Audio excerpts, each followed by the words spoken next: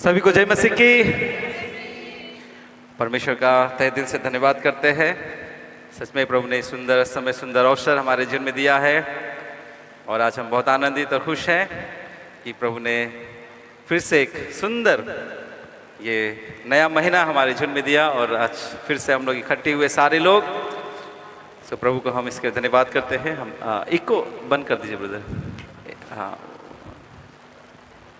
6 था कौन सा 1 2 हाँ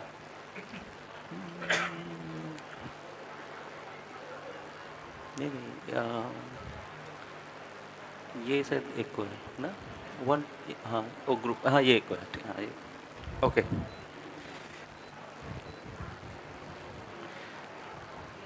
और सच में मैं परमेश्वर का धन्यवाद करता हूँ। बहुत सारी आशीष है। हाँ हम अपने जीवन में अपने चर्च में हम लोग महसूस कर रहे ग्रहण कर रहे और आज पहली बार हमारे बीच में हमारे जो मैं तो आंटी बोलता हूँ, मेरी वाइफ दीदी बोलती हैं, पता नहीं हमारा क्या रिश्ता है। हमारी संजू जो आंटी उनका आज पहली बार ना उनके जो हस्बैंड भी और हमने फ़ोटोज़ में हमने फ़ोन में देखा था, लेकिन आज लाइव और हमने अपने चर्च में उनको देखा। ये भी अद्भुत एक्चुअली बात है कि परमेश्वर ने उन्हें इतने साल, शायद वो बता रहे थे 28 साल, सोचिए 28 साल में एक बेटी जवान होकर शादी भी हो गया और उनकी भी बेटी है। ये अद्भुत बात है और 28 साल बाद आज परमेश्वर ने उनको फिर से जोड़ा है और वो आज हमारे चर्च में भी। एक बार जोरदार ताली परमेश्वर के लिए, परमेश्वर के कार्य के लिए, परमेश्वर के अद्भुत कार्य के लिए। सच में हम परमेश्वर को धन्यवाद करते हैं। प्रभु के ऐसे ही आशीष हम सब के साथ, हमारे जीवन के साथ, हमारे परिवार के साथ बनी रहती है और लगातार वो काम करती रहती है। इसके लिए मैं प्रभु का धन्यवाद करना चाहता हूँ। लेकिन आज का जो मेरा वचन का टॉपिक है ठीक इसके विपरीत है, ठीक उल्टा है।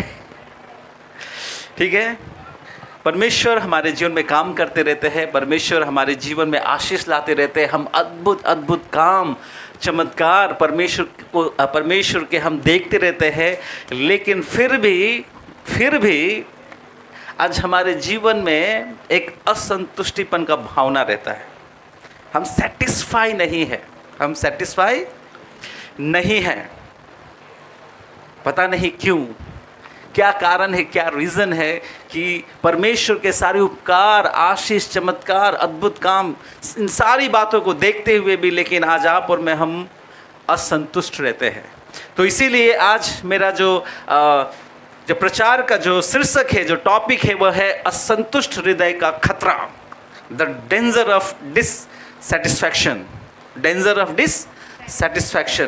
असंतुष्ट हृदय का खतरा। आज हम एक ऐसे जाति के विषय में देखेंगे।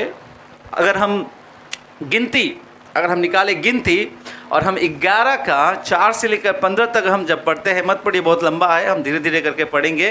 लेकिन हम जानते हैं एक जाति, और वो जाति जो छुड़ाया गया है पर वो संतुष्ट नहीं है। वो जाति कौन है? कौन जाति है? इजरायली जाति है। वो छुड़ाया गया है। वो परमेश्वर के अद्भुत काम को उसने देखा है। 430 साल तक वो मिस्र की गुलामी में थे। खाने को ठीक से नहीं मिलता था। वो स्वतंत्र नहीं थे, वो गुलाम थे। दिन रात मजदूरी करना पड़ता था, मेहनत करना पड़ता था। और परमेश्वर ने उनको 430 साल की गुलामी से उनको छुड़ाया, आजाद किया, उन्हें स्वतंत्र किया। उन्होंने परमेश्वर के अद्भुत कार्य को देखा। परमेश्वर ने उनके लिए लाल समुद्र के बीच से रास्ता निकाला। जब वो ऐसे स्थान में फंस गए थे जहां पर सामने लाल समुद्र और पीछे फिरौन की पूरी सेना, अब वो सोच रहे कि अब हमारा क्या होगा, हम कहां जाएंगे, अब हम मर जाएंगे, नष्ट हो जाएंगे, समाप्त हो जाएंगे। जहां पे कुछ भी कोई रास्ता नहीं है।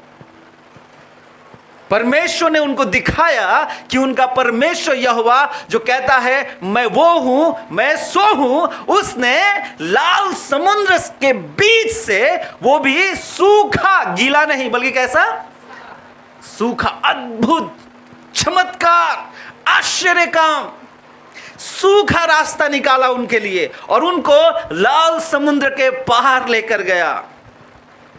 फिरौन की पूरी सेना को उसने पराजित किया। परमेश्वर ने पूरी सेना को लाल समुद्र में डुबो दिया। उनके सामने उनके शत्रुओं को नाश होते हुए, समाप्त होते हुए, मिटते हुए, मरते हुए उन्होंने देखा है। सोचिए, एक जाति जो परमेश्वर के उस अद्भुत कार्य को अपने जीवन में देख रहा है, अनुभव कर रहा है, महसूस कर रहा है, और यहां तक कि परमेश्वर ने उनके लिए प्रतिदिन मन्ना गिराया। मन्ना का मतलब क्या है? मन्ना का अर्थ क्या है? मन्ना का अर्थ, रियल मीनिंग क्या है? क्या है? क्या है? क्वेश्चन में ही आंसर है। मन्ना का अर्थ ही क्या है? मन्ना का अर्थ ही है क्या है? क्या है वो? क्या है जानते? वो एक स्वर्गीय आशीष है, वो चमत्कार है जो इजरायलियों के लिए प्रतिदिन दिया गया। प्रतिदिन परमेश्वर, प्रति सुबह परमेश्वर उनके लिए मन्ना गिराता था स्वर्ग से। लेकिन पता है फिर भी इजरायलियों ने क्या कहा? जब हम पद 6 पढ़ते हैं, वहां पर इजरायली कहता है ये इस मन्ना के सिवाय कुछ भी नहीं है। यहां इस मन्ना के सिवाय कुछ भी नहीं है। मन्ना उनके लिए एक चमत्कार था, मन्ना उनके लिए एक आशीष था। वो कल्पना कीजिए कि प्रतिदिन होने वाले एक चमत्कार को वो कहता है ये कुछ भी नहीं है। क्या है ये? मन्ना का नाम क्यों पड़ा? क्योंकि ये लोग पूछते थे क्या है ये, क्या है, इसलिए मन्ना का नाम पड़ा क्या है। प्रतिदिन उनके लिए एक चमत्कार हो रहा है, अद्भुत कार्य, मन्ना गिर रहे स्वर्ग से, और वो लोग ये कह रहे हैं कि ये चमत्कार कुछ भी नहीं है। ये चमत्कार कुछ भी नहीं है। आज कलीसिया, ये संभव है कि हम उद्धार पाए हैं, लेकिन आज हमारे अंदर में वो संतुष्टिपन नहीं है। हम आज भी उसी इजराइल जाति के समान है, छुड़ाए तो गए हैं पर हम संतुष्ट नहीं है। आशीष तो हमें मिला है परंतु हम कृतज्ञ नहीं है। इज़राइल को आशीष मिला, परमेश्वर ने उनको भर भर के आशीष दिया, लेकिन उनके अंदर में कभी भी वो कृतज्ञता परमेश्वर के लिए नहीं था। वो हमेशा परमेश्वर से कंप्लेन करता था, शिकायतें उनकी खत्म नहीं होती थी। कलीसिया, क्या आज आपकी शिकायतें खत्म नहीं हो रहा है? क्या आज आप और मैं, हम आशीष तो मिल रहा लेकिन फिर भी हम कृतज्ञ नहीं है? परमेश्वर की भलाई घिरे हुए हैं, परमेश्वर की भलाई से हम घिरे हुए हैं, लेकिन फिर भी प्रतिदिन हम परमेश्वर के सामने कंप्लेन और शिकायत करते रहते हैं। आज आप और मैं, हम कहां खड़े हैं? आज आप और मैं, हम कहां खड़े, हमें देखना है। क्या हम उसी इज़राइल जाति के समान तो नहीं है जो छुड़ाए तो गए हैं पर हम संतुष्ट नहीं हैं? आशीष तो मिल रहा पर हम कृतज्ञ नहीं हैं, और परमेश्वर की भलाई से तो घिरे हुए हैं, लेकिन फिर भी प्रतिदिन शिकायतें खत्म नहीं होती है, कंप्लेंट्स खत्म नहीं होता है। आज आपको और मुझे, हमें अपने आप को जांचना है, और यदि हम इसे सुधारना चाहते हैं तो याद रखिएगा, आज आपको और मुझे, हमें अपने आप को जांचना और परखना पड़ेगा। और यदि इसे सुधारा ना जाए, अगर आज आप सुधारना चाहते हो तो अपने आप को जांचिए, लेकिन अगर इस बात को अगर सुधारा न जाए तो पता है क्या होगा? ये परिवार, कलीसिया और आपके जीवन को नष्ट कर देगा। असंतुष्टिपन क्या करेगा? आपके परिवार को, जीवन, इवन कलीसिया को भी नष्ट करेगा। इसीलिए आज मैं आपको बताना चाहता हूं असंतुष्ट हृदय के खतरे क्या क्या है, और ये असंतुष्ट हृदय क्या होता है, असंतुष्टिपन क्या होते हैं। क्योंकि आज आपको और मुझे हमें इस असंतुष्टिपन से, डिससेटिस्फैक्शन से हमें बाहर निकलना है प्रियो। क्योंकि बाइबल हमें सिखाता है जो कुछ तुम्हारे पास हो उसमें आप संतुष्ट रहो। इब्रानियों 13:5 में लिखा हुआ है, जो कुछ आपके पास है उसमें आप क्या करो? हाँ, संतुष्ट। को एक बार प्लीज़ हमें पढ़ दीजिए, प्लीज़ माइक्रोफोन ले लीजिए जो पढ़ रहे हैं। तुम्हारा स्वभाव लोभ रहित हो। तुम्हारा स्वभाव कैसा हो? लोभ रहित हो। लोभ रहित हो। और जो तुम्हारे पास है, और जो तुम्हारे पास है उसी पर संतोष करो। उसी पर संतोष करो। क्योंकि उसने आप ही कहा है, क्योंकि उसने आप ही कहा है, मैं तुझे कभी न छोड़ूंगा, मैं तुझे कभी ना छोड़ूंगा, और न कभी तुझे त्यागूंगा, और न कभी मैं तुझे त्यागूंगा। देखिए, वचन हम पढ़ते हैं लेकिन पूरा कभी बार हम पूरा नहीं पढ़ते हैं, और जो लास्ट का जो 2 लाइन है उसको हम हमेशा याद रखते हैं, लेकिन ऊपर का 2 लाइन हम भूल जाते हैं। क्योंकि परमेश्वर वास्तविकता में उन्हीं लोगों से कहता है कि मैं हमेशा तेरे संग रहूंगा, मैं हमेशा तेरे साथ रहूंगा, जो लोभ नहीं करता और जो संतुष्ट रहता है। हालेलुया। हम कई बार इस वचन को कोट करते हैं, परमेश्वर ने हमें कहा है न वो कभी हमें छोड़ेगा, न वो हमें कभी त्यागेगा, न वो हमें कभी छोड़ेगा, न वो हमें कभी त्यागेगा। लेकिन किस कंडीशन में, यह हम गोल कर देते हैं, यह हम गोल कर देते हैं, भूल जाते हैं, हम यह बताना भूल जाते हैं। कई बार जब हम किसी को वचन देते हैं तो हम लोग ये कहते हैं परमेश्वर आपके संग रहेगा, क्योंकि वचन इब्रानियों 13:5 में लिखा हुआ, वो ना तुझे कभी छोड़ेगा, ना वो तुझे कभी त्यागेगा। लेकिन ये बताना भूल जाता है किस कंडीशन में। तो कंडीशन क्या है? जब आपका जीवन लोभ रहित और संतुष्टिपन में रहेगा, तब जब आप किसी भी बात का लालच नहीं करते, लोभ नहीं करते, और जो भी परमेश्वर ने आपको दिया है उसमें आप जब संतुष्ट रहते हैं, संतोष करते हैं, तब परमेश्वर का वचन कहता है कि तब मैं तुझे न कभी छोड़ूंगा, न मैं तुझे कभी त्यागूंगा। इसीलिए आज मैं आपको बताना चाहता हूं प्रियो, संतुष्ट हृदय परमेश्वर के लिए एक आशीष का कारण है, लेकिन उसी समय असंतोष हृदय हमारे लिए खतरा है। असंतोष हृदय हमारे लिए एक खतरा है। और आज मैं आपको बताना चाहता हूं कि असंतोषपन से क्या होता है। सबसे पहला याद रखिएगा, सबसे पहला चीज, असंतोष गलत लालसाओं को जन्म देता है।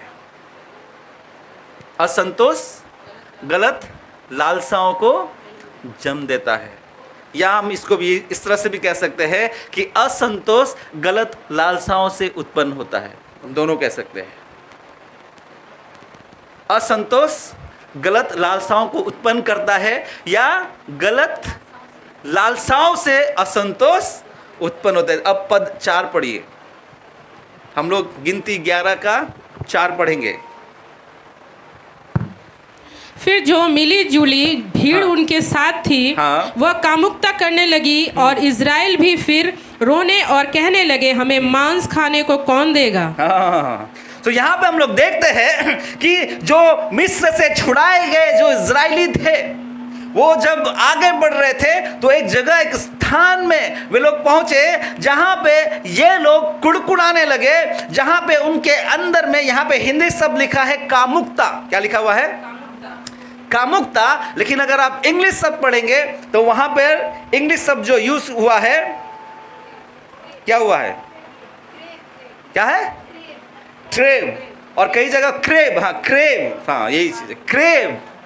क्या शब्द हुआ है? क्रेव। कामुकता एक थोड़ा सा गलत टाइप का शब्द है लेकिन हिंदी में, लेकिन जो क्रेव है, अगर क्रेव को जब हम इब्रानी भाषा से जब हम निकालते हैं तो क्रेव जो है, वहाँ पर जो इब्रानी जो शब्द यूज़ किया गया है वो है हिताबू। ताबा, ताबा, हिताबू ताबा। सो इसका जो रूट मीनिंग जो है वो है तीव्र इच्छा। क्या है? हाँ, तीव्र इच्छा, तरसना। क्या है? हाँ, तरसना, मतलब किसी चीज के लिए तरसना, एकदम, मतलब मुझे चाहिए ही चाहिए, हाँ, उसके बिना मैं नहीं रह सकता हूं। लोग तरसते हैं, लालसा करना, तीव्र इच्छा, बहुत चाहना। आज लोग बहुत कुछ के लिए तरसते हैं। एक एडिक्शन व्यक्ति को देखिए जो एडिक्टेड है, शराब के लिए हो, ड्रग्स के लिए हो, या बीड़ी सिगरेट के लिए हो, तरसते हैं। वो लोग सुबह सुबह उठ के टूटा हुआ बीड़ी ढूंढते हैं क्योंकि लोग तरसते हैं। वे लोग सुबह सुबह उठ के ना वे लोग ताली बजाते हैं, नहीं तो बोलते हैं उनका, वो लोग क्लियर नहीं होता है, तरसते हैं वे लोग। ये तीव्र इच्छा है। ये क्या है? उनको मतलब चाहिए, अगर नहीं होगा तो नहीं होगा उनके लिए। सोचिए जो शराब पीते हैं उनको इतनी लालसा रहती है, अगर वो ना पिए तो देखेंगे सुबह सुबह उनका हाथ कांपने लगता है, बोल नहीं पाते हैं। हम जैसे नॉर्मल लोग जो है, नॉर्मल लोग अगर शराब पीते हैं तो फिर वो लोग बोल नहीं पाते या लड़खड़ाते हैं, लेकिन जो प्रो लोग हैं वो लोग पीने के बाद स्टिल खड़े होते हैं और फिर उनका हाथ कांपता नहीं और उनका आवाज भी वो लोग प्रो लोग हैं। वो लोग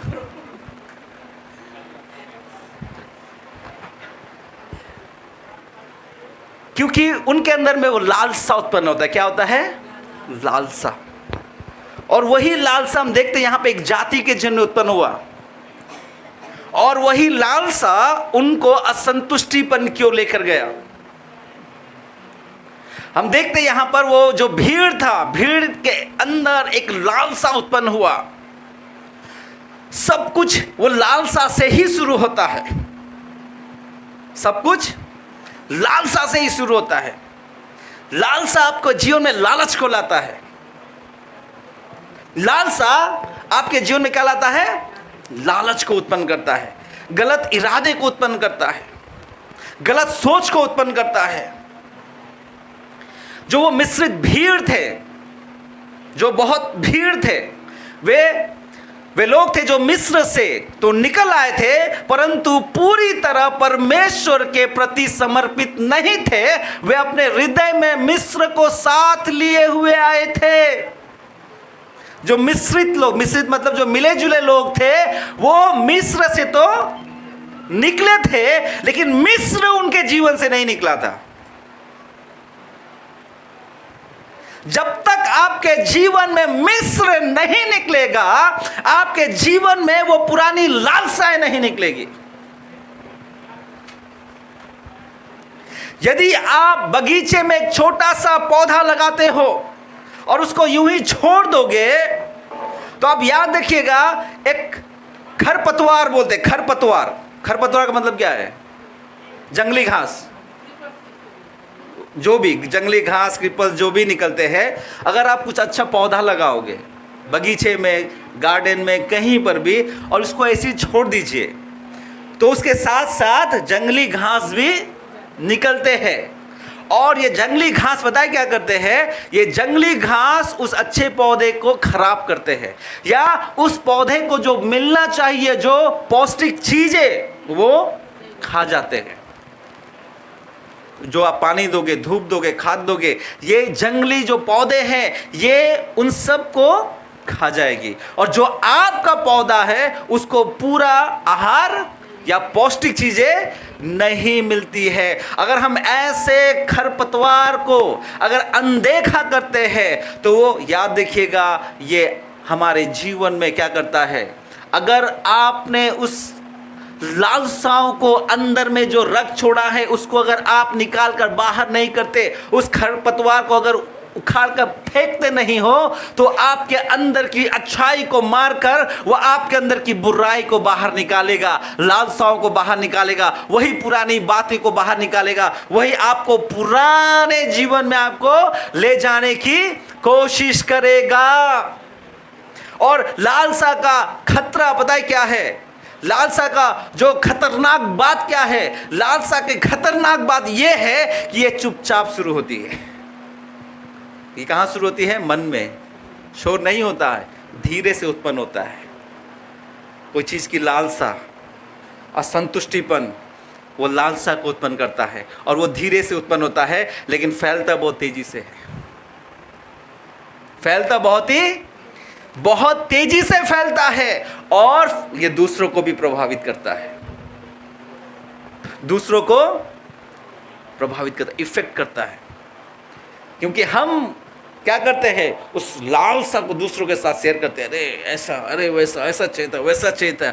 और इजरायली लोगों में इसी रीति से किसी के मन में, कुछ लोगों के मन में वो लालसा उत्पन्न हुआ और उन्होंने उन बातों को रखा और वो बात पूरे इजराइल जाति में फैल गया। असंतुष्टिपन की भावना फैल गई, लालसा फैल गया, वो कामुकता फैल गया, वो बुरी ईर्ष्या फैल गया। ये धीरे से उत्पन्न होने वाली चीज है, लेकिन तेजी से फैलने वाला चीज है प्रिय। इसीलिए वचन हमें सिखाता है कि अपने आप को जांचिए, अपने आप को, अपने जीवन को जांचिए, लालसाओं को जांचिए। आप परमेश्वर से अधिक किसकी इच्छा रखते हो? आराम, धन, सम्मान, पुराना जीवन या परमेश्वर? आपके जीवन में आप किसकी इच्छा करते हो? किसकी लालसा करते हो? किसके लिए तरसते हो? आपके जीवन में वो क्या बातें हैं जिसकी आप तीव्र इच्छा करते हो? क्या है वो? आराम, धन, सम्मान, पुराना जीवन या फिर परमेश्वर? या फिर परमेश्वर? क्योंकि याद रखिएगा, जो असंतुष्टिपन है, जो असंतुष्टिपन हृदय है, वो बुरी लालसाओं को पैदा करता है, बुरी लालसाओं को उत्पन्न करता है और ये हमें परमेश्वर से दूर लेकर जाता है। कहां से? परमेश्वर से दूर ले। इसीलिए मत्ती रचित सुसमाचार 5:6 में लिखा हुआ है, मत्ती रचित सुसमाचार 5:6, धन्य है वे जो धर्म के, धन्य है वे जो धार्मिकता के भूखे और प्यासे हैं, क्योंकि वे तृप्त किए जाएंगे। हालेलुया। तो परमेश्वर वचन कहता है धन्य है वे जो, पहाड़ी उपदेश में प्रभु यीशु मसीह ने कहा धन्य है वे जो धार्मिकता के भूखे और प्यासे हैं। परमेश्वर ने यह नहीं कहा धन्य है वे जो भौतिक बातों की भूखे और प्यासे हैं, रुपए पैसे के भूखे और प्यासे हैं, गाड़ी और बंगले के भूखे और प्यासे हैं। उन्होंने कहा धन्य है वे धार्मिकता के भूखे और प्यासे हैं, क्योंकि वे तृप्त किए जाएंगे, वो संतुष्ट किए जाएंगे। हालेलुया। लेकिन जो भौतिक बातों की, जो वो रुपए पैसे की, धन दौलत के जो भूखे और प्यासे, परमेश्वर कहता है उनको तृप्त नहीं किया जाएगा। वो अपने कार्य से अपने आप को तृप्त कर सकते हैं, लेकिन वो कभी तृप्त होंगे नहीं। जो पैसे के पीछे भागता है वो कभी भी संतुष्ट नहीं होता है। जो धन संपत्ति के पीछे भागता है वो कभी भी संतुष्ट नहीं होता है। जो बुराई के पीछे भागता है, जो व्यभिचार के पीछे भागता है, जो बुरी लालसाओं के पीछे भागता है, वो कभी भी संतुष्ट, उनको जितना भी मिल जाए, उनको दुनिया का सारा धन मिल जाए, तो भी वो संतुष्ट, उनका हृदय को वो संतुष्ट नहीं कर सकते हैं। आज लोगों के पास इतना पैसा, इतना धन, इतना रुपया है, इतना जगह जमीन है, इतना प्रॉपर्टीज है, वो उसका पूरा खानदान समा जाएगा, लेकिन फिर भी बचेगा। लेकिन फिर भी आज लोग चांद में जाकर घर जमीन खरीद रहे, सेटिस्फैक्शन नहीं है। और हमारे एड्स भी ऐसे ही बनते हैं ना, दिल मांगे मोर। प्रोडक्ट बेचने के लिए क्या बोलते हैं? हाँ, दिल मांगे मोर, और थोड़ा, और थोड़ा, थोड़ा है और थोड़े की ज़रूरत है, थोड़ा है और हाँ थोड़े की ज़रूरत है, और वो थोड़ा कभी भी ख़त्म नहीं होता, वो मिल जाता है फिर।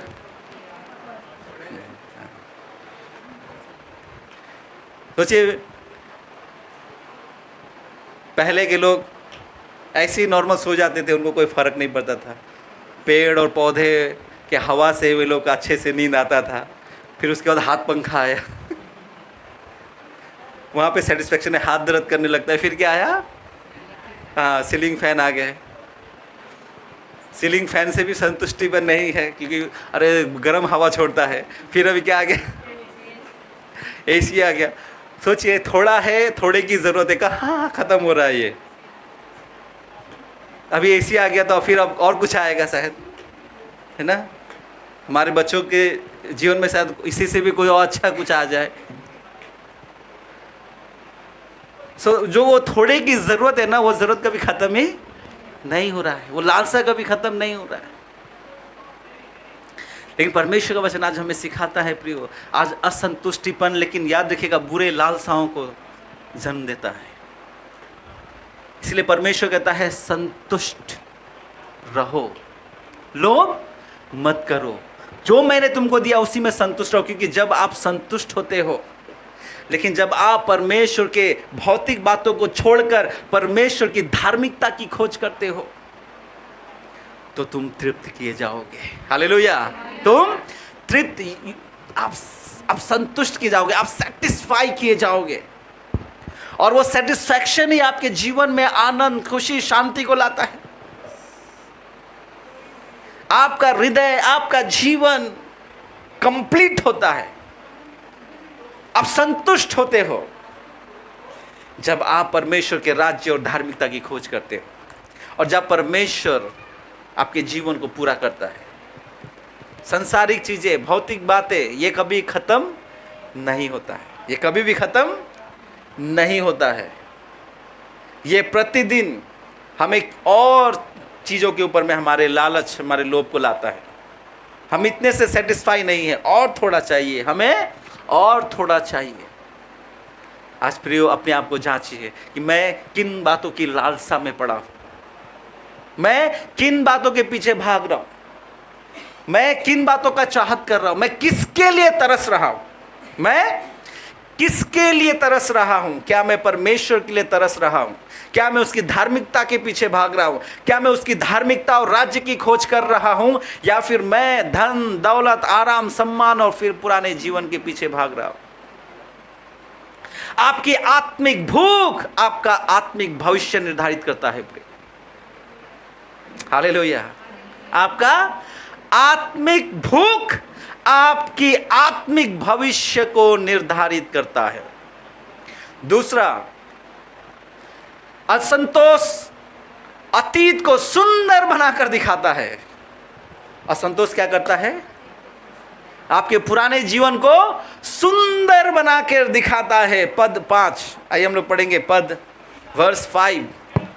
हमें वे मछलियां स्मरण है। हा, इजरायली देखिए क्या कह रहे हैं, हमें क्या स्मरण है? हमें वे मछलियां स्मरण है जो हम मिस्र में सेंत मेत खाया करते थे। अच्छा, हाँ। और वे खीरे और खरबूजे और गंदने और प्याज और लहसुन भी। वाह।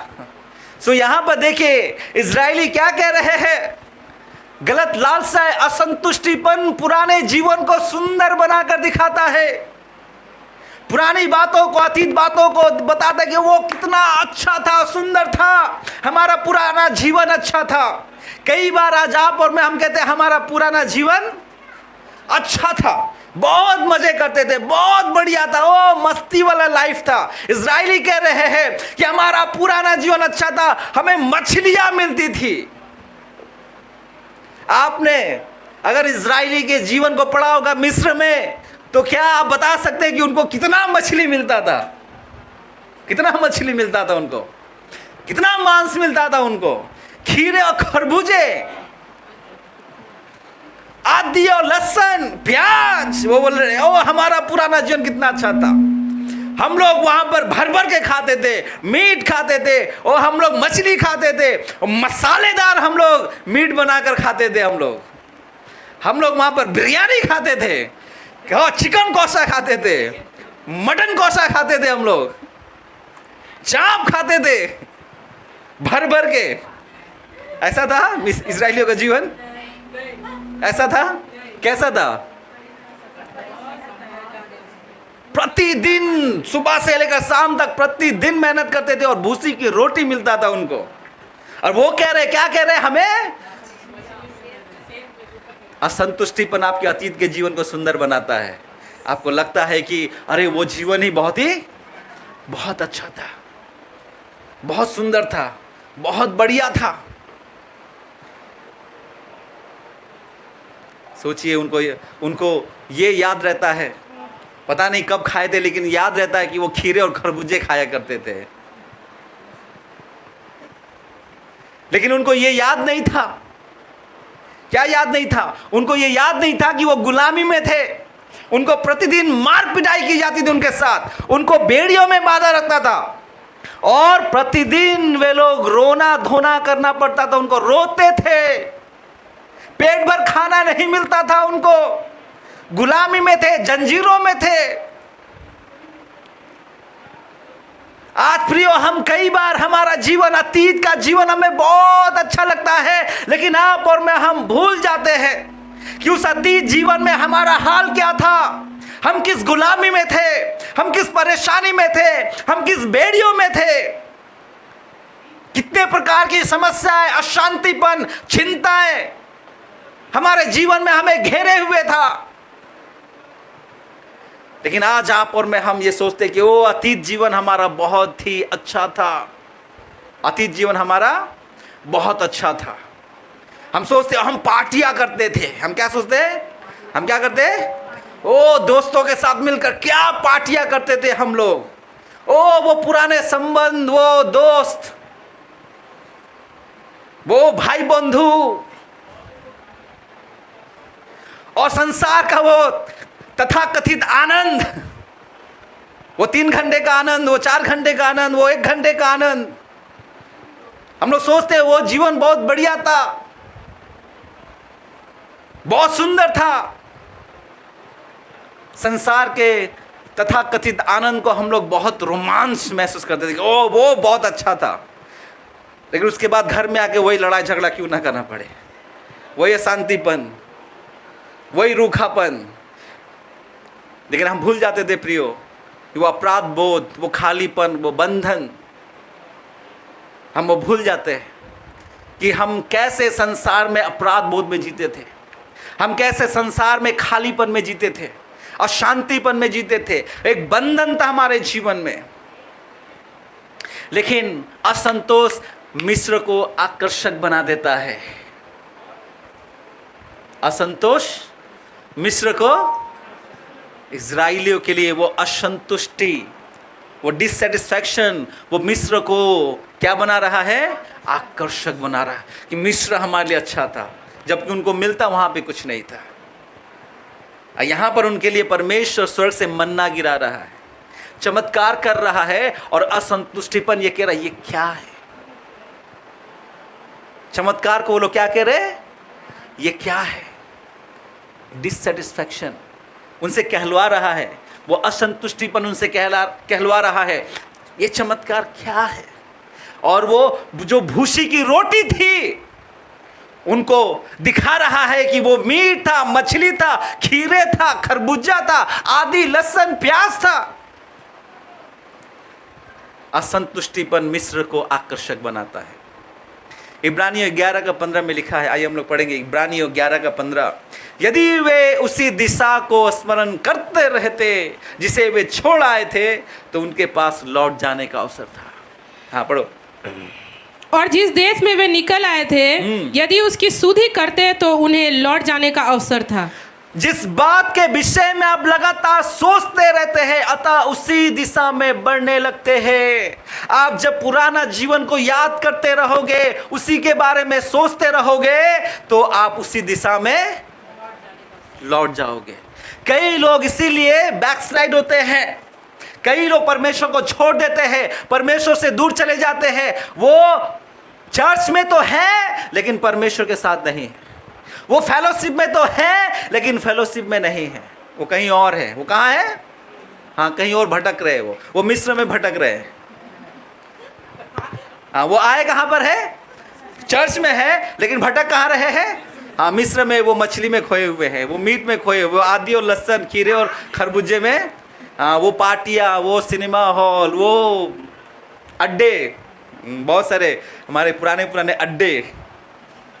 हाँ, मेरी वाइफ जब लाड बगान जाती है तो बहन को दिखाती, ये है अड्डे हमारे, यहाँ पे हम आम तोड़ के खाते थे, यहाँ पे हम इमलियाँ तोड़ते थे। वो अच्छी बात है, आम और इमली तोड़ना, लेकिन हम दूसरे अड्डों की बात कर रहे हैं। यहाँ पर हम उन अड्डों को दिखा करते थे, ये हमारे अड्डे। हम आज हैं इज़राइल में, लेकिन हम याद किसे कर रहे हैं? मिस्र को याद कर रहे हैं। याद देखिएगा, असंतुष्टिपन मिस्र को आकर्षित करता है, पुराना जीवन को सुंदर बनाकर प्रस्तुत करता है। तीसरा असंतोष प्रतिदिन के चमत्कार को तुच्छ जानता है, तुच्छ समझता है। परमेश्वर के किए हुए चमत्कार को तुच्छ जानता है, असंतुष्टपन। इसीलिए वो कहते हैं इस मन्ना के सिवाय और कुछ भी नहीं है। 6 पद, जब हम 6 से लेकर 9 पद तक पढ़िए। परंतु अब हमारा जी घबरा गया है, यहाँ पर इस मन्ना को छोड़ और कुछ भी देख नहीं पड़ता। मन्ना को छोड़ और कुछ दिखाई नहीं पड़ता। हाँ, आगे मन्ना तो धनिये के समान था और उसका रंग रूप मोती का सा था। लोग इधर उधर जाकर उसे बटोरते और चक्की में पीसते और या ओखली में कूटते थे, फिर तसले में पकाते और उसके फुलके बनाते थे। और उसका स्वाद तेल में बने हुए पुए के समान था। और रात को जब छावनी में ओस पड़ती थी तब उसके साथ मन्ना भी गिरता था। हाँ, तो देखिए यहां पर परमेश्वर के आशीष को, चमत्कार को वो क्या कह रहे? वो कह रहे इस मन्ना के सिवा कुछ भी नहीं है। इस मन्ने के सिवा कुछ भी नहीं है, कुछ दिखाई नहीं पड़ता है। ये क्या मन्ना है? लेकिन आप जानिए, वो मन्ना स्वर्ग से आया था। कहां से आया था? स्वर्ग से, परमेश्वर की ओर से आया था। वो हर सुबह ताजा मिलता था उनको, और उनकी आवश्यकता के अनुसार मिलता था, उनकी जरूरत के अनुसार मिलता था। वो एक अद्भुत चमत्कार था इजरायलियों के लिए, जो परमेश्वर प्रतिदिन उस स्वर्ग से उनके लिए वो मन्ना को गिराता था। उनकी आवश्यकता के अनुसार उनको गिराता था। और फ्रेश हमेशा कैसा होता है? फ्रेश, ताजा। परमेश्वर का आशीष हमेशा ताजा होता है, वो बासी नहीं होता है। Hallelujah, hallelujah. परमेश्वर का आशीष हमेशा ताजा होता है। बोलिए, एक दूसरे को बोलिए, परमेश्वर का आशीष हमेशा ताजा होता है। हाँ, लेकिन हम उस बासी आशीषों में हम खोए रहते हैं, वो जो हम छोड़ कर आए हैं। लेकिन हम ये भूल जाते हैं, जो बासी होता है वो बदबूदार होने लगता है, वो सड़ने लगता है, गलने लगता है। लेकिन फिर भी हमें वही क्या कर रहा है? खींच रहा है। वही सड़ा गला चीज़ें हमें खींच रहा है। परमेश्वर का आशीष हमेशा ताज़ा होता है। परमेश्वर आपको फ्रेश आशीष देना चाहता है। प्रति भोर को परमेश्वर की आशीष से नई बनती जाती है आपकी और मेरे लिए। लेकिन पता नहीं क्यों हम असंतुष्टिपन हमें उस सड़ाहट की ओर लेकर जाता है, उस बासी की ओर लेकर जाता है। इजराइलियों के लिए परमेश्वर स्वर्ग से मन्ना गिरा रहे थे, प्रतिदिन ताज़ा, फ्रेश, और उनकी आवश्यकता के अनुसार, उनकी जितना ज़रूरत था, उनको जितना ज़रूरत था परमेश्वर उनको दे रहे थे। उनको किसी भी प्रकार की घटी और कमी नहीं था, अभाव नहीं था। वो खाली पेट या आधा पेट उनको खाकर रहना नहीं पड़ता था। और विशेष बात, वो जो मन्ना था उनके स्वास्थ्य के लिए अच्छा था। मन्ना उनके स्वास्थ्य के लिए अच्छा था। उनको लॉन्ग जर्नी पे जाना, लंबी यात्रा पे जाना, परमेश्वर जानता उनको क्या देना है ताकि वो अच्छे से चल सके। उनको क्या पौष्टिक चाहिए, उनको कितना कैल्शियम चाहिए, परमेश्वर जानता है। आज हम लोग जितना भी मीट मछली खा ले, 40 के बाद घुटने में दर्द होना स्टार्ट होता है। आज हम जितना भी आदा और लहसुन खा ले, लेकिन आज 40 के बाद क्या होता है? आंखें दिखाई नहीं देने, न चश्मा लग जाता है, क्योंकि हम अपने टेस्ट के अनुसार खा रहे हैं, अपने शरीर के अनुसार। मेरा शरीर क्या मांगता है, मेरा शरीर को क्या चाहिए, वो हम नहीं समझ रहे। लेकिन मेरा जीभ क्या चाह रहा है, मैं उसे समझ रहा हूँ। मेरे जीभ को चाहिए आदा लहसुन, प्याज, मीट, मछली और ये सारी चीज़ें। परमेश्वर उनको मन्ना खिला रहा है, क्योंकि परमेश्वर जानते हैं उनके शरीर को क्या चाहिए, उनके जीभ को क्या। ये ज़रूरी नहीं है, ये ज़रूरी नहीं है। मैं आपको भेज बनाने की कोशिश कर रहा हूँ, क्योंकि नॉन वेज बहुत महंगा हो रहा है। सो आज परमेश्वर, याद देखिएगा, आज वो जानता है आपकी क्या आवश्यकता है। वो जानता था इज़राइल की क्या आवश्यकता है, इसलिए परमेश्वर उनको मन्ना दे रहा था। लेकिन इज़राइली परमेश्वर के उस उपकार को, परमेश्वर के उस चमत्कार को, परमेश्वर की आशीष को कह रहा है कि ये क्या है। इज़राइली क्या कह रहे हैं, ये क्या है, ये कुछ नहीं है। आज परमेश्वर आपके जीवन में आशीष दे रहा है, अद्भुत आशीष। शायद आज आप और मैं उस बात को अनुभव नहीं कर पा रहे। इज़राइली अनुभव नहीं कर पा रहा था कैसे परमेश्वर प्रतिदिन उनके लिए मन्ना गिराता था। वो देखने में धनिये के समान था, छोटा छोटा था, शायद इसीलिए उनके आंख में नहीं लगता होगा। आज परमेश्वर की कई आशीषें हमारे आंख में नहीं लगता है। हम सोचते हैं कि ये क्या आशीष है, ये हम सेटिस्फाई नहीं है। जो हमें मिल रहा है उससे हम संतुष्ट नहीं है, सेटिस्फाई नहीं है। हम सोचते हैं ये छोटा, अरे उसको कितना बड़ा है, मेरा बगल में कितना बड़ा घर है, कितना बड़ा गाड़ी है, कितना बड़ा बिल्डिंग है, ओ कितना पैसा है, कैसे कितना पैसा उड़ाता है, और हम एक छोटे से कुटिया में रह रहे हैं। क्या है ये, हम संतुष्ट नहीं है। ये असंतुष्टिपन आज आपके जीवन के आशीषों को चुरा रहा है, आपके जीवन के शांति को चुरा रहा है। लेकिन हमारे शांति आंटी हमारे साथ है, कोई उसे चुरा नहीं सकता है। हालेलुया। लेकिन हमारे मन की शांति को असंतुष्टिपन चुरा रहा है, हमारे आनंद को चुरा रहा है असंतुष्टिपन।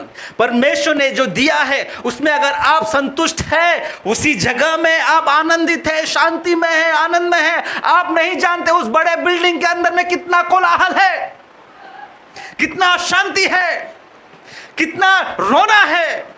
शायद आप बाहर से देखकर आपको लगता होगा कि ओ कितना वो खुशहाल है, आपके अंदर में वो लालसाएं, बुरी लालसाएं पैदा होती है, एक असंतुष्टपन की भावना आपके अंदर में पैदा होती है। और वो असंतुष्टि की भावना जो परमेश्वर आपके जीवन में वो धनिये के समान मन्ना गिरा रहा है, वो शांति का मन्ना, वो आशीष का मन्ना, वो चंगाई का मन्ना, वो आनंद का मन्ना चुरा रहा है। वो असंतुष्टिपन वो सारे धनिये को चुरा रहा है, वो मन्ना को चुरा रहा है और आपको खाली कर रहा है। आज आप और मैं, हम उस बड़े की लालसा में ये परमेश्वर की चमत्कार को बोल रहे हैं, ये क्या है, ये क्या है। लेकिन अगर आप उसमें संतुष्ट होंगे, आपके जीवन में शांति, आनंद, हालेलुया, खुशहाली कोई छीन नहीं सकता है। हालेलुया। उस बड़े घर में है कितना कोलाहल है आपको पता नहीं है, कितना रोना है आपको पता नहीं है, कितना शांति आपको पता नहीं, कितना वो नींद का टैबलेट है आपको पता नहीं है, पता नहीं है। लेकिन प्रियो, आज इसीलिए याद रखिएगा, आपको मुझे हमें समझना है, असंतुष्टिपन जो आज आपके और मेरे जीवन में परमेश्वर के चमत्कार को तुच्छ बनाता है, असंतुष्टिपन आज आपके और मेरे जीवन में परमेश्वर के आशीषों को तुच्छ बनाता है। एक बच्चा जो प्रतिदिन दाल भात खाता है, प्रतिदिन दाल भात खाता है, वो ऊब जाता है। तो क्या होता है, ऊब जाता है और मम्मी पापा से कहता है कि क्या मम्मी पापा प्रतिदिन आप दाल भात खिला रहे हो। लेकिन उसको ये याद नहीं है कि कितने ऐसे बच्चे हैं जिनको ये दाल भात भी नसीब नहीं होता है। कई ऐसे बच्चे हैं, लेकिन आज हम उस दाल भात से हम क्या हो रहे हैं, ऊब जा रहे हैं। मन्ने से इजरायली ऊब गए, मन्ने से इजराइली उग गए, उस आशीष से इजराइल उग गए। आज कलीसिया है उग जाती है, कलीसिया है आज उग जाती है, उग जाती है वचन पढ़ने से उग जाती है, प्रार्थना करने से उग जाती है, उपवास करने से उग जाती है, संगति करने से उग जाती है। वो उग जाते हैं प्रतिदिन, क्या एक ही बात करते रहे, क्या एक ही चीज करते रहे। लेकिन हमें याद रखना है प्रियो, ये प्रतिदिन का मन्ना है। ये क्या है? प्रतिदिन का मन्ना है। जब कृतज्ञता मर जाती है तो चमत्कार सामान्य लगने लगते हैं। जब कृतज्ञता मर जाती है, हमारे हृदय में कृतज्ञता जब मर जाती है तो परमेश्वर के चमत्कार हमें सामान्य लगता है। ये तो इसीलिए भजन संहिता में दाऊद कहता है 103 का 2 में, 103 का 2 में, आइए हम पढ़ेंगे भजन संहिता 103 का 2। हे मेरे मन यहोवा को धन्य कह, हे मेरे मन यहोवा को धन्य कह, और उसके किसी उपकार को न भूलना, और उसके किसी भी उपकार को न भूलना। सो आज परमेश्वर का वचन हमें सिखाता है, हे मेरे मन यहोवा को धन्य कह और उसके किसी भी उपकार को न भूलना। आपको लग रहा होगा यह उपकार तो छोटा धनिये के समान है, लेकिन ये परमेश्वर का किया हुआ उपकार है आपके लिए, और वो आपके जीवन के लिए आशीष है। हालेलुया, आशीष है। और वो एक रीजन से आया है आपके लिए, क्योंकि वो धनिया के समान मन्ना आपके लिए पर्याप्त है। शायद आज आप और मैं हम नहीं समझ पा रहे, हमें लग रहा है कि छोटा है, क्या है, लेकिन परमेश्वर जानता है कि ये मेरे लिए काफी है, ये मेरे लिए। इसीलिए पौलुस कहता है तेरा अनुग्रह मेरे लिए, तेरा अनुग्रह मेरे लिए, वो धनिया मेरे लिए काफी। कहिए वो परमेश्वर, वो धनिया मेरे लिए काफी है। हाँ, यस, ये छोटा सा आशीष ना धनिया के समान, ये छोटा सा आशीष मेरे लिए काफी है, मेरे जीवन मेरे परिवार के लिए काफी है। आज हमें मेजर नहीं करना है कि कितना बड़ा आशीष मिला, कितना बड़ा आशीष मिला। आज यदि आप सांस ले रहे हो, ये परमेश्वर की मन्ना है। अगर आप उद्धार पाए हुए हो, परमेश्वर की मन्ना है। अगर आप एक अच्छे कलीसिया के साथ जुड़े हुए हो तो ये आपके लिए मन्ना है। हालेलुया, ये मन्ना है प्रियो, परमेश्वर ने आपको मन्ना दिया है। तो इसीलिए याद रखिएगा, आज परमेश्वर के उपकार को नहीं भूलना है, लेकिन असंतुष्टिपन प्रतिदिन के चमत्कार को तुच्छ बनाता है। इसीलिए आज हमें समझना है असंतुष्टिपन के खतरे को। चौथा असंतोष फैलाता है और परमेश्वर को दुखी करता है। जो असंतुष्ट जो हृदय है वो क्या करता है? असंतोष को फैलाता है और परमेश्वर को दुखी करता है। आइए हम लोग 10 पद पढ़िए। और मूसा ने सब घराने के आदमियों को अपने अपने डेरे के द्वार पर रोते सुना, और यहोवा का कोप अत्यंत भड़का और मूसा को भी बुरा मालूम हुआ। तब मूसा ने यहोवा से कहा, तू अपने दास से ये बुरा व्यवहार क्यों करता है, और क्या कारण है कि मैंने तेरी दृष्टि में अनुग्रह नहीं पाया कि तूने इन सब लोगों का भार मुझ पर डाला है? क्या ये सब लोग मेरी ही कोख में पड़े थे? क्या मैं ही ने उनको उत्पन्न किया, जो तू मुझसे कहता है कि जैसे पिता दूध पीते बालक को अपनी गोद में उठाए उठाए फिरता है, वैसे ही मैं इन लोगों को अपनी गोद में उठाकर। बस। तो यहाँ पर हम देखते हैं असंतोष हृदय असंतोष फैलाता और परमेश्वर को भी दुखी करता है। और यहाँ पे हम 10 पद में पढ़ते हैं कि परमेश्वर का क्रोध भड़क उठा है। प्रियो, यहाँ पे लिखा हुआ है, मूसा ने सब घरानों के आदमियों को अपने अपने डेरे के द्वार पर रोते सुना, और यहोवा का क्रोध अत्यंत भड़क उठा और मूसा को भी बुरा मालूम हुआ। हमारा असंतुष्टिपन, हमारा असंतुष्ट हृदय परमेश्वर को दुखी करता है, क्योंकि परमेश्वर ने जो वो दिया है उसको पता है ये हमारे लिए पर्याप्त है, काफी है। लेकिन जो हमारा दिल कहता है कि दिल मांगे मोर, और जो उस मोर की चाहत में हम क्या करते हैं? हम रोते हैं, बिलखते हैं, हम यूं ही मुंह फुलाते हैं। उस दिन हम लोग ग्राउंड से आ रहे थे, मेरा बेटा मुंह फुलाकर बैठा हुआ था। क्यों? क्योंकि बोला पिज्जा खाएंगे। क्या खाएंगे? पिज्जा खाएंगे। हम बोले बिल्कुल नहीं, आप प्रैक्टिस कर रहे हो, अब जंक फूड आपको नहीं खाना है। कई बार हमारे बच्चे मुंह फुला लेते यूं ही, उसका कोई रीज़न नहीं है, अनावश्यकता में। आज आप और मैं, हम कई बार परमेश्वर से मुंह फुलाकर बैठ जाते हैं अनावश्यकता। हमें कुछ चाहिए लेकिन हमें ज़रूरत नहीं है उस चीज़ की, हमें ज़रूरत, वो ना होने से भी हमें चल जाएगा, कोई बात नहीं है, लेकिन हमें चाहिए और हम मुंह फुलाकर बैठ जाते हैं। परमेश्वर को दुखी करता है, परमेश्वर को दुखी करता है। परमेश्वर शिकायतों से अप्रसन्न होता है। जब हम शिकायत करते हैं, इज़राइली लोग परमेश्वर शिकायत कर रहे हैं कि प्रभु हमें मछली नहीं मिल रहा, मीट नहीं मिल रहा है, हमें आदा और लहसुन नहीं मिल रहा है, शिकायत कर रहे हैं।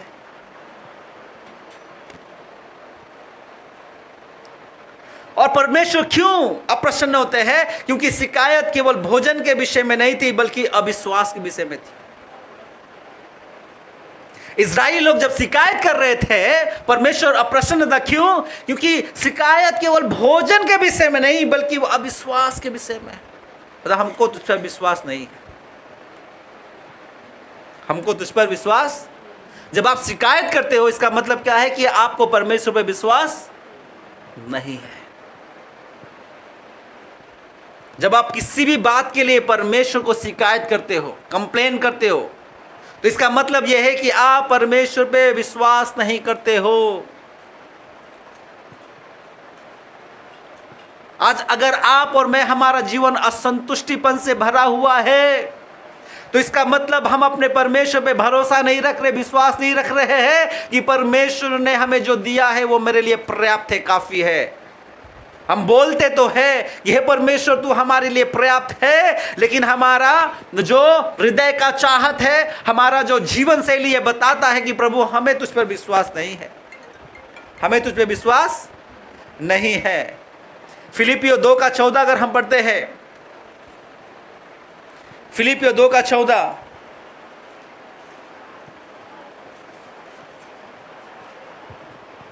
सब काम बिना कुड़कुड़ाए और बिना विवाद के किया करो, ताकि तुम निर्दोष और भोले होकर टेढ़े और हठीले लोगों के बीच परमेश्वर के निष्कलंक संतान बने रहो, जिनके बीच में तुम जीवन का वचन लिए हुए जगत में जलते दीपकों के समान दिखाई देते हो। तो परमेश्वर वचन कहता है सब काम बिना कुड़कुड़ाए और बिना विवाद के किया करो। कोई कंप्लेन मत करो, शिकायत मत करो।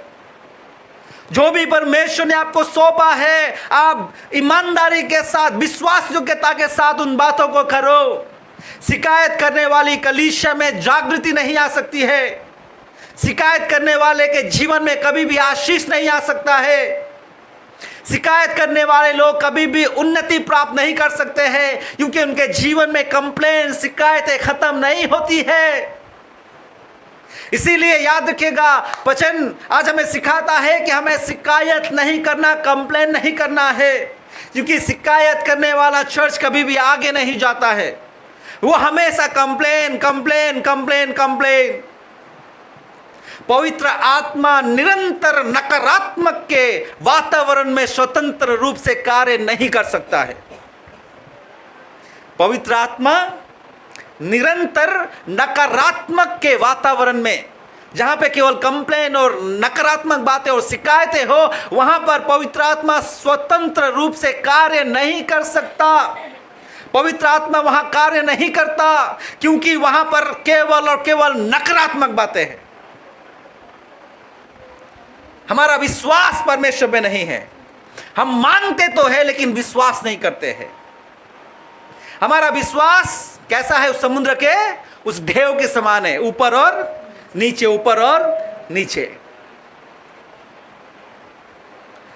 आज परमेश्वर का वचन हमें सिखाता है कि हम अगर असंतुष्ट का हृदय अगर अपने जीवन में रखते हैं, तो हम परमेश्वर को दुखी करते हैं, और परमेश्वर हमारी प्रार्थनाओं को नहीं सुनता, नहीं सुनेगा आपकी प्रार्थना। आप जैसे हैं वैसे ही रहेंगे। जीवन भर आप कंप्लेन करते रहिए और आप उसी हालात में बने रहिए। आप जितना कंप्लेन करोगे, आप उतना ही, कोई भी व्यक्ति अपने जीवन में जो कंप्लेन करता है वो कभी भी आगे नहीं जाता है, कभी भी आगे नहीं जाता, वो हमेशा नीचे, क्योंकि उसके जीवन में शिकायतें खत्म नहीं हो रही। किसी भी बात से वो संतुष्ट नहीं है, किसी भी चीज़ से वो संतुष्ट नहीं है। और जो कंप्लेन करते रहते हैं, परमेश्वर उससे दुखी रहता है, परमेश्वर उससे दुखी रहता है। पांचवा, असंतोष अगुवाई पर बोझ डालता है। असंतोष अगुवाई पर भी बोझ डालता है। 11 से 15 जब हम पढ़ते हैं, 11 से 15। तब मूसा ने यहोवा से कहा, तू अपने दास से ये बुरा व्यवहार क्यों करता है, और क्या कारण है कि मैंने तेरी दृष्टि में अनुग्रह नहीं पाया कि तूने इन सब लोगों का भार मुझ पर डाला है? क्या ये सब लोग मेरी ही कोख में पड़े थे? क्या मैं ही ने इनको उत्पन्न किया? जो तू मुझसे कहता है कि जैसे पिता दूध पीते बालक को अपनी गोद में उठाए उठाए फिरता है, वैसे ही मैं इन लोगों को अपनी गोद में उठाकर उस देश में ले जाऊं जिसके देने की शपथ तूने उनके पूर्वजों से खाई है। मुझे इतना मांस कहाँ से मिले कि इन सब लोगों को दूं? यह कह कर मेरे पास रो रहे हैं कि तू हमें मांस खाने को दे। मैं अकेला इन सब लोगों का भार नहीं संभाल सकता, क्योंकि ये मेरी शक्ति के बाहर है। और जो तुझे मेरे साथ यही व्यवहार करना है, तो मुझ पर तेरा इतना अनुग्रह हो कि तू मेरे प्राण एकदम ले ले, जिससे मैं अपनी दुर्दशा न देखने पाऊं। परमेश्वर का वचन कहता है, असंतुष्ट जो है अगुवाई पर भी बोझ डालता है। यहाँ पे हम देखते हैं मूसा के जीवन को, मूसा अत्यंत बोझिल हो गया, मतलब इसके जीवन इतना बोझ, वो कह रहा है मैं अकेला इन सब लोगों के भार नहीं उठा सकता। मूसा कह रहा है मैं इन लोगों का बोझ अब नहीं उठा सकता। आपकी शिकायतें केवल व्यक्तिगत नहीं रहती, वे आत्मिक अगुवों के लिए बोझ भी बन जाती है। इसीलिए हमें शिकायतें नहीं करना पड़े, असंतुष्टिपन हमारे जीवन में नहीं होना है। कैसे परमेश्वर के दास लोग निरंतर नकारात्मक बातों के कारण वो चुपचाप हो जाते हैं। वो मतलब इतना नकारात्मक, कई लोग तो मिनिस्ट्री छोड़ देते हैं। कई लोग, मैंने कई ऐसे पास्टरों को भी सुना है, कई ऐसे पासवान को सुना है कि अब मिनिस्ट्री छोड़कर हम नौकरी करेंगे। कई ऐसे पासवानों को मैंने सुना है, बड़े बड़े पासवानों को मैंने सुना है, ये कहते सुना कि मैं क्यों पास्टर मिनिस्ट्री में आ गया। लोगों के कंप्लेंट्स ख़त्म नहीं हो रहे, लोगों के कंप्लेंट्स ख़त्म नहीं हो रहे। यदि हम अपने कलीसिया से प्रेम करते हैं तो अपने कलीसिया के वातावरण की रक्षा करेंगे। हम सकारात्मक बनेंगे, हम नकारात्मक नहीं बनेंगे। क्योंकि याद रखिएगा, कई बार असंतुष्टिपन अगुवों पर एक अलग बोझ डालता है। मैं इसमें ज़्यादा नहीं जाऊँगा। छठा, असंतुष्ट हृदय परमेश्वर के कोप को लाता है। असंतुष्ट हृदय परमेश्वर के कोप को लाता है, क्रोध को लाता है। और यह बहुत गंभीर बात है प्रियो। जब हम 18 से 20 पढ़ते हैं, आइए हम लोग पढ़ेंगे 18 से 20। और लोगों से कह, कल के लिए अपने को पवित्र करो, तब तुम्हें मांस खाने को मिलेगा, क्योंकि तुम यहोवा के सुनते हुए यह कह कर रोए हो कि हमें मांस खाने को कौन देगा? हम मिस्र ही में भले थे, इसलिए यहोवा तुमको मांस खाने को देगा और तुम खाना। फिर तुम एक दिन या 2 या 5 या 10 या 20 दिन ही नहीं, परंतु महीने भर उसे खाते रहोगे, जब तक वह तुम्हारे नथनों से निकलने ना लगे, तुमको उससे घृणा ना हो जाए। क्योंकि तुम लोगों ने यहोवा को जो तुम्हारे मध्य में है तुच्छ जाना है, और उसके सामने ये कहकर रोए हो कि हम मिस्र से क्यों निकल आए। हाँ, यहाँ पे हम लोग देखते हैं परमेश्वर का क्रोध।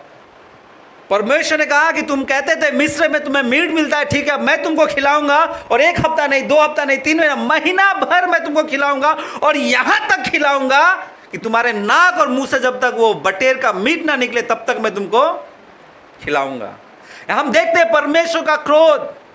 परमेश्वर ने उन्हें वही दिया जिसकी वो चाह करते थे, मांगते थे, पर अनुशासन सहित। जब हम भजन संहिता 106 का 15 पढ़ते हैं,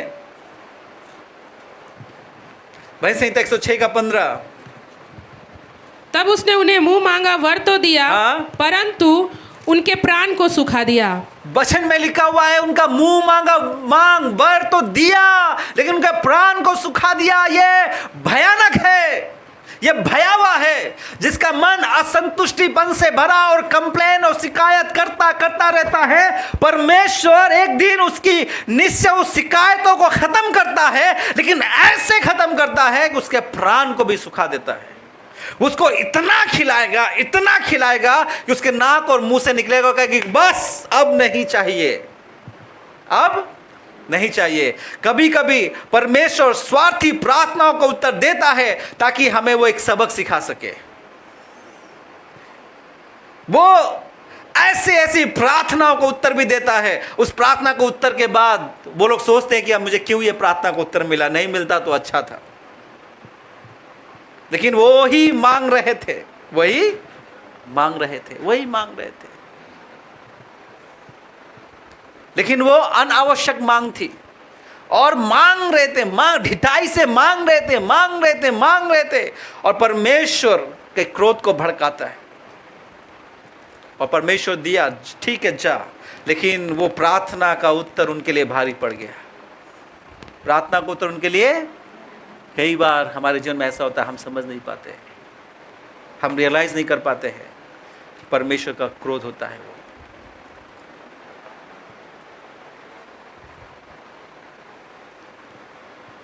कई बार प्रियो, आप वो पा सकते हो जिसकी लालसा करते हो, पर वह खो सकते हो जिसकी आपको जरूरत है, वास्तव में जरूरत है।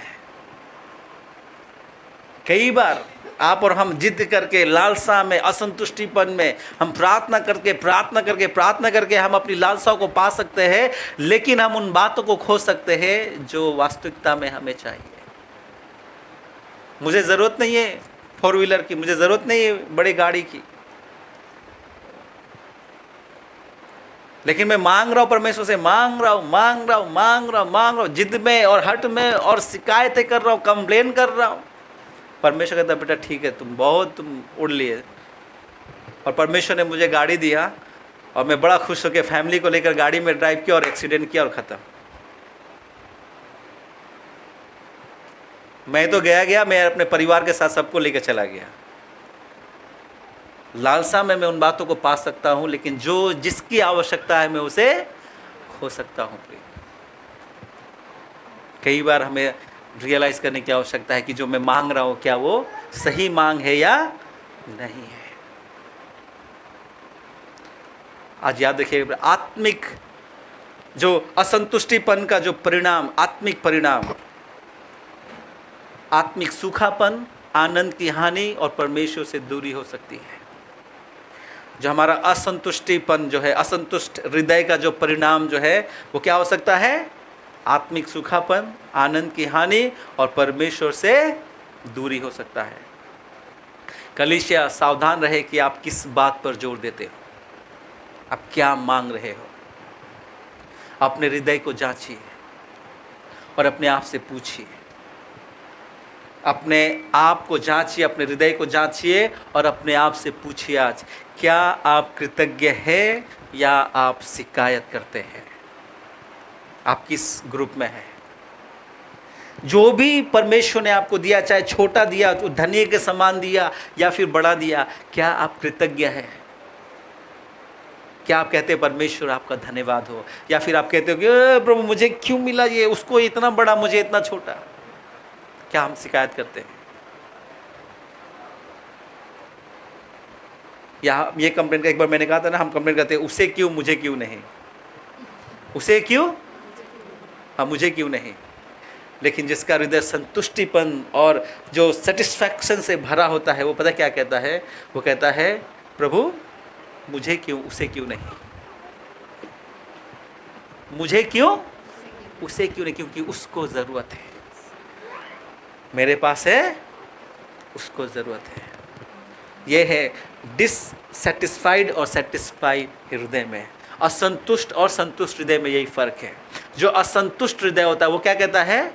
उसे क्यों, मुझे क्यों नहीं। लेकिन जो संतुष्ट हृदय वाला वो कहता है प्रभु मुझे क्यों, उसे क्यों नहीं।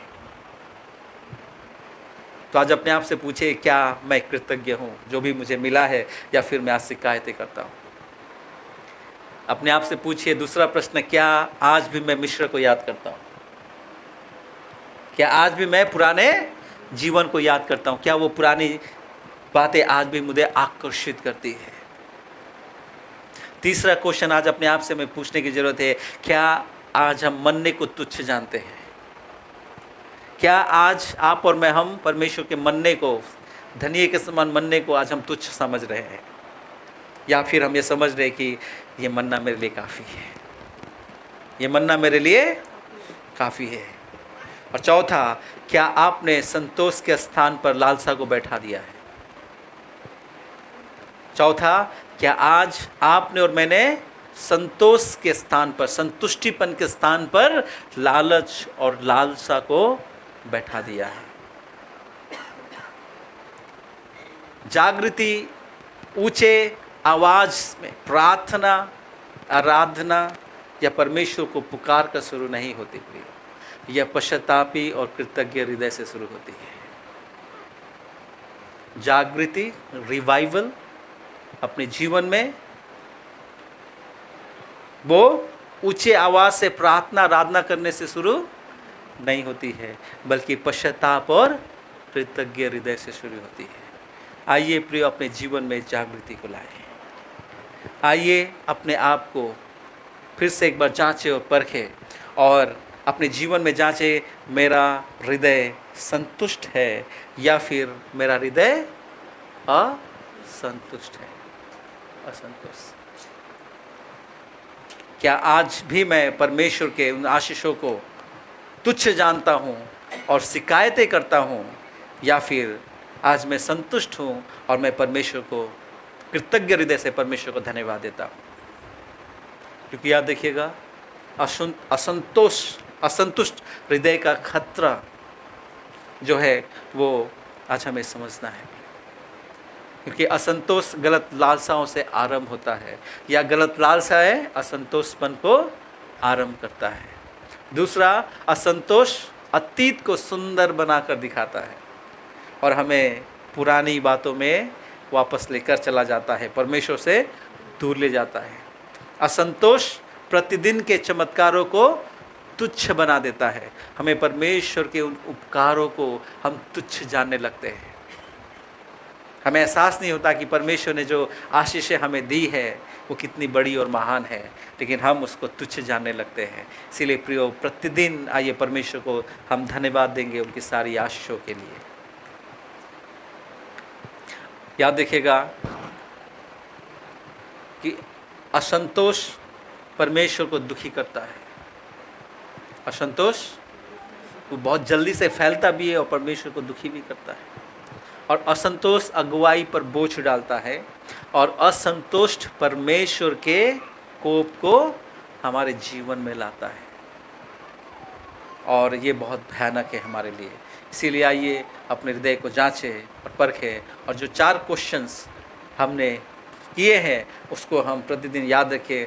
क्या आज मैं कृतज्ञ हूँ या फिर परमेश्वर से शिकायत करता हूँ? क्या आज भी मैं मिस्र को याद करता हूँ, या क्या आज मैं मन्ना को तुच्छ जानता हूँ, या क्या आज मैंने संतोष के स्थान पर लालसा को बैठाया है? आइए प्रिय, हम अपनी आंखों को बंद करें और आइए हम जांचें अपने हृदय को। धन्यवाद ईश्वर। आइए प्रिय, हम अपने हृदय को जांचें कि मेरा हृदय में क्या है, संतुष्टिपन है या फिर मेरे हृदय में आज भी वो लालसाएं हैं जो मुझे मिस्र की ओर खींचता है, बुरी लालसाएं, ओ गलत चाहत। धन्यवाद ईश्वर, हालेलुया, थैंक यू जीसस, धन्यवाद ईश्वर। आइए हम प्रार्थना कर, थोड़ी देर अपने आप को जांचें प्रिय, थोड़ी देर अपने आप को जांचिए, थोड़ी देर अपने आप को परखिए।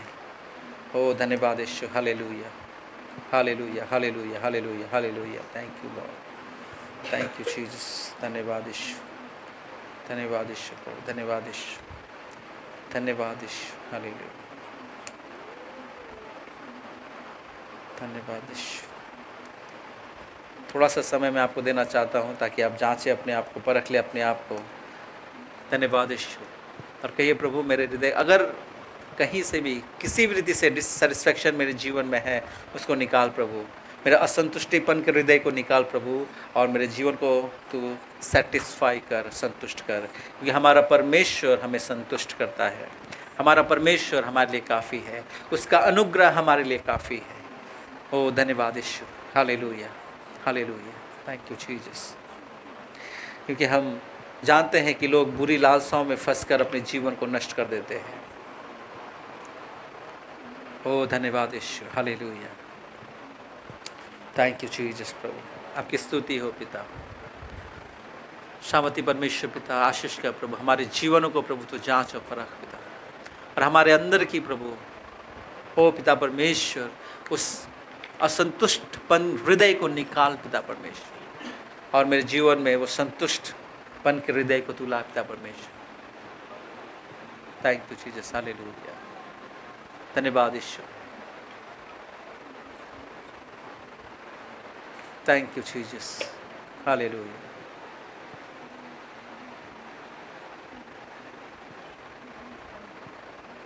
धन्यवाद ईश्वर, धन्यवाद ईश्वर, थैंक यू लॉर्ड जीसस, धन्यवाद ईश्वर, हालेलुया।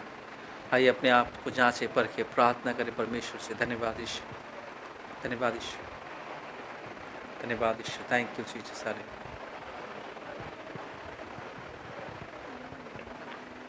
धन्यवाद ईश्वर, हालेलुया, थैंक यू जीसस,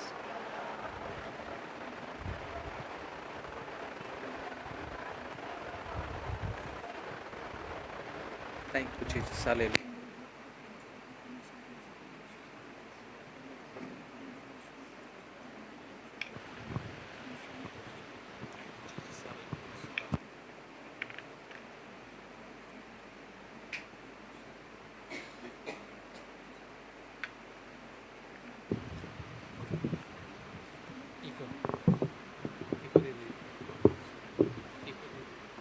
धन्यवाद ईश्वर, धन्यवाद ईश्वर। आइए हम प्रार्थना करते रहे प्रिय परमेश्वर से प्रार्थना करते हैं, अपने जीवन को जांचिए। नई जागृति ऊंचे आवाज़ से प्रार्थना और आराधना करने से नहीं, बल्कि पश्चाताप और कृतज्ञता से आती है प्रिय। ओ हालेलुया, धन्यवाद ईश्वर लॉर्ड, थैंक यू जीसस, धन्यवाद। आइए पश्चाताप हृदय लेकर परमेश्वर के पास आए। यदि किसी भी प्रकार से हमारे अंदर एक संतुष्टिपन की भावना है, एक लालसा है जो कभी ख़त्म नहीं होता, कहे प्रभु मुझे क्षमा कर पिता, इन लालसाओं को तू निकाल प्रभु। पश्चाताप हृदय लेकर आइए परमेश्वर के पास आइए और कहे प्रभु मेरे जीवन में तू नया काम कर पिता, मेरे जीवन में, मेरे हृदय में, मेरी आत्मा में प्रभु तू एक नया काम कर पिता। परमेश्वर उस लालसा भरे हृदय को निकाल प्रभु। Thank you Jesus. उस असंतुष्टिपन वाले हृदय को निकाल पिता परमेश्वर, और तू वो हृदय डाल प्रभु जो संतुष्ट है, वो हृदय डाल प्रभु जो सेटिस्फाइड है, वो हृदय डाल प्रभु ओ हालेलुया जो आपके अनुग्रह से प्रभु वो तृप्त रहता है। Thank you Lord Jesus, hallelujah, धन्यवाद यीशु।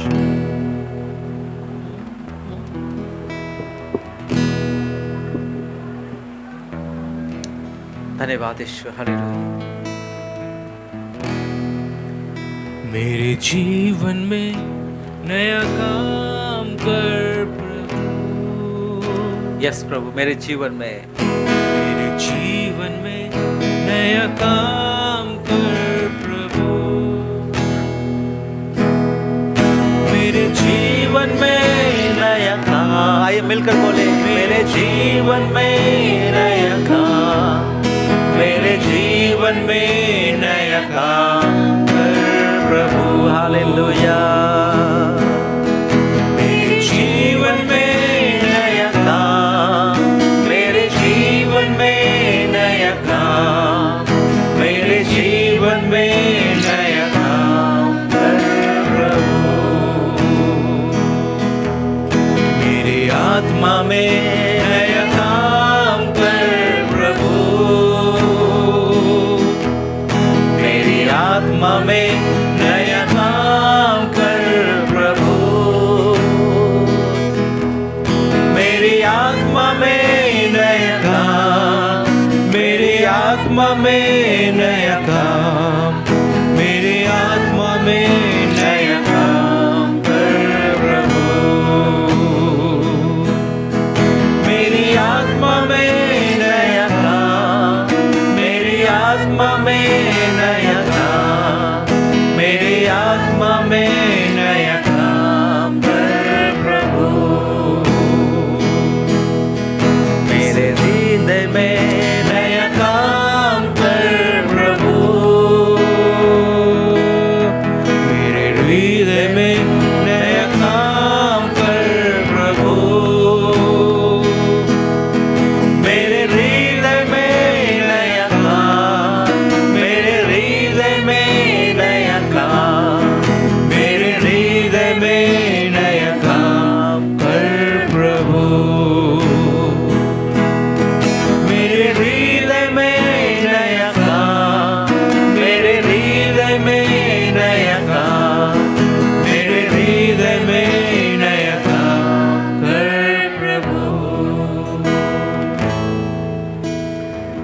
सामर्थी परमेश्वर पिता, तू हमारे जीवन में, हमारे आत्मा में, हमारे हृदय में नया काम कर।